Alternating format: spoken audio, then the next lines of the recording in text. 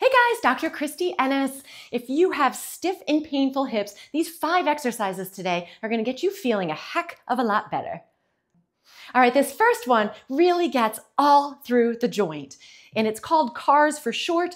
I don't need to go into the long name. It's much easier to remember this one, but you're going to start and you can hang on for balance if you need to. You're going to bring that knee up as high as you can, or at least to about 90 degrees if you can. We're going to bring it out to the side.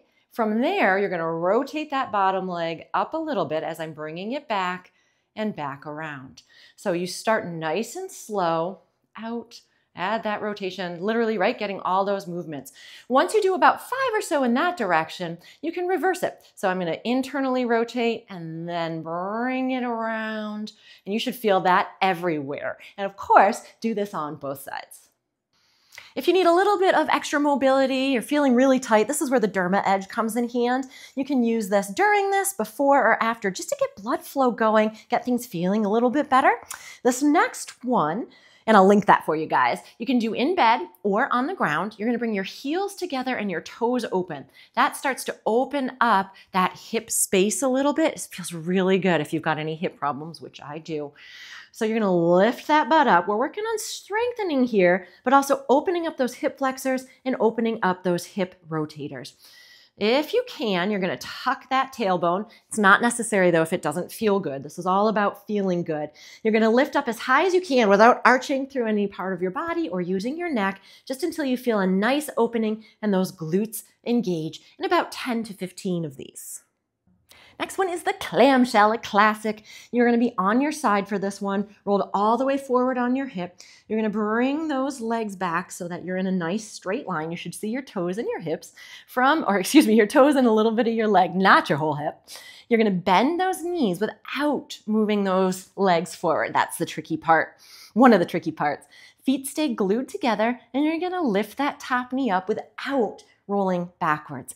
Now, this obviously works some of that rotation in through the hip, that glute medius, that's this lovely muscle that helps support the pelvis. But oftentimes, we don't have great range of motion actually because of muscle weakness. So if you find that you do one side and you're like, whoa, I can really go far on this one, it probably is some mobility, but oftentimes, and this is a muscle that gets very weak, it's because you have some weakness too. So as you go through this, you may find that you get a little bit more range of motion after getting a little bit stronger. So you're going usually about 10 to 15, but until it feels a little bit fatigued is the goal. Next one, now that we've done some movement, is going to be a little bit more of a stretch. And this is for those hip flexors, which get very tight from all the sitting that we do, or even all the walking that we do. I'm going to show you this kneeling, and then I will show you one standing in case kneeling bothers you. You can use a chair or something sturdy for balance. One leg goes in front. Obviously, this one's in the back, and it's the back leg that's going to be stretching. You may already feel a stretch just getting in this position. If that's the case, stay here. But if you can, you're going to squeeze those buns, which actually gets more of a stretch through the hip flexors. Tuck that tailbone, and this may start to feel like a nice stretch.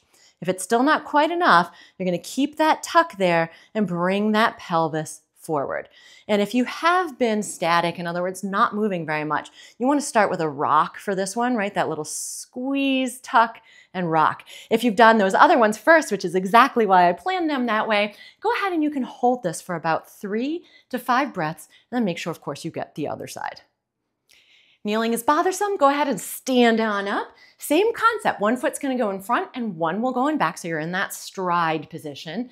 If you can, you're gonna have that back knee bent a little. It's okay if you can't and it feels better straight. Same idea though, squeeze those bunsies, tuck that pelvis. If you feel a stretch, you stop there. If not, you're gonna kind of rock it forward, keeping everything else nice and straight. Last stretch, one of my all-time favorites, which I'm sure you guys have heard me say before, is the figure 4. So you're going to take your ankle, cross it over. If this is difficult for you, you can use a towel or a sheet to help get your leg up there. If this feels like, okay, this is getting a little tight, what you're going to do is take, not directly on the knee, but on the leg, you're going to bring that knee towards the opposite shoulder until you feel a stretch somewhere in those glutes. If you have a little bit more flexibility, you're going to bring those hands on the opposite thigh, and then you're going to lift that thigh up towards your chest as far as you can to get a comfortable stretch, not a painful one. You can, if you need a little bit more, rock it over to the opposite side. You'll feel that stretch deepen a little bit. And then same idea here. You just want to hold for a nice 3 to 5 breaths. And after doing all of these, you should be feeling fantastic.